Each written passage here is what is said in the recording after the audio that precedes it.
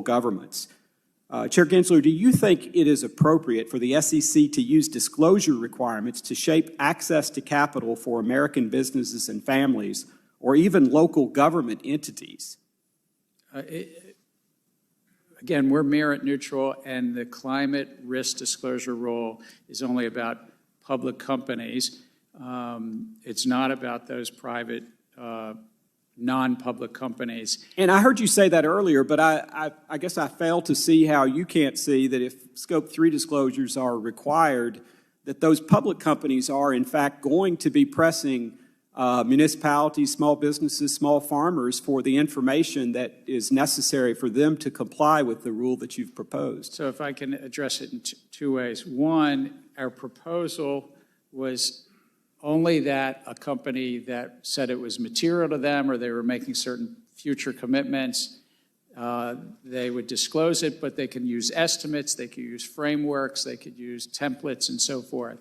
But two, we've heard a lot from the public comment period. The public comment period helps us, and I've asked staff to consider how we can look at this to address those comments, whether it's from the farm community or small business communities across America, because we only oversee the 7,000 or 8,000 public companies. It is not a rule about the rest. Thank you. I hope indeed we see that reflected in whatever emerges. Thank you, and I yield back. The gentleman from Wisconsin, Mr. Steil, is recognized for 5 minutes. Thank you very much. Chairman Gensler, the 2013 CFTC Inspector General report raised concerns about your use of personal email to perform official CFTC business. Have you used a personal email address to conduct any SEC business?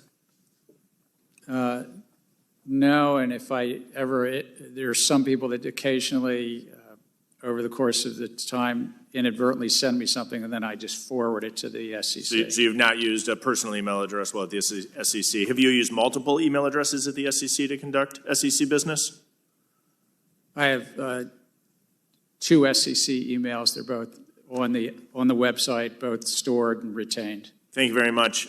Do any members of your senior team or subject matter experts have digital wallets or own digital assets? I don't believe under our ethics rules they do. Do you own digital assets or have a digital wallet? I don't own any crypto assets. All of my securities holdings are actually digital because they're held by a broker-dealer and they're digital there. Have you ever owned Bitcoin or another digital asset? No.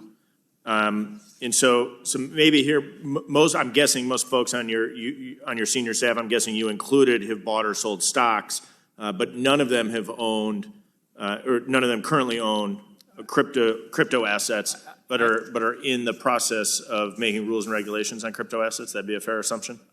I couldn't speak to that. I actually at MIT taught a course called Blockchain and Money. I taught multiple courses called Crypto Finance and other courses as well. But you didn't own any crypto? No. You taught the course, but you weren't a user in the product? I did not own crypto assets. They're a highly speculative asset. No, I'm not asking for your view on it. I'm just saying that you're in the business now of making rules and regulations regarding digital assets, but you've taught a class on it. You've never personally owned a digital asset, any crypto, including Bitcoin. The only digital assets I have is my bank account and my brokerage accounts, but no crypto. Very good. Thank you. On July 13th, 2022, the SEC proposed amendments to Rule 14a8, which would make it harder to exclude duplicative proposals. According to a recent analysis, shareholder proposals increased 8% last year, a lot of them ESG related. Do you agree that this proposal will burden shareholders by increasing compliance costs? Yes or no? I think it will benefit shareholders enhance shareholder but will it democracy. Increase? The question is, will it increase compliance costs? We put out to public comment and economic analysis includes both the cost and the benefits. Understood. But is there a cost associated with that? Is there a compliance cost? Sir, I'd have to get back to you as to what we put out in that. Well, I would know. I believe that's fine. The proposal acknowledges the fact that it increases compliance costs, and Commissioner Ueda argued in a statement that this proposal is, quote, one more reason for not becoming a public company to begin with. Do you then disagree with your commissioner's comment? We have lively and good debates, but I do think that shareholder democracy is part of our U.S. capital system. Understood. I would be concerned about the increasing compliance costs, and that this burden upon burden upon burden is a reason we see fewer companies going to the public markets in the United States. Let me shift gears. Last summer, the SEC released a request for comment looking into whether or not index providers should be considered investment advisors. I've not heard this concern or this complaint from anyone. Did anyone come to you and ask you to investigate this issue? It's a policy initiative that has been in front of the career staff at the SEC for a number of years, and so we thought we should get public input. This was just a request for comment, not a rule proposal.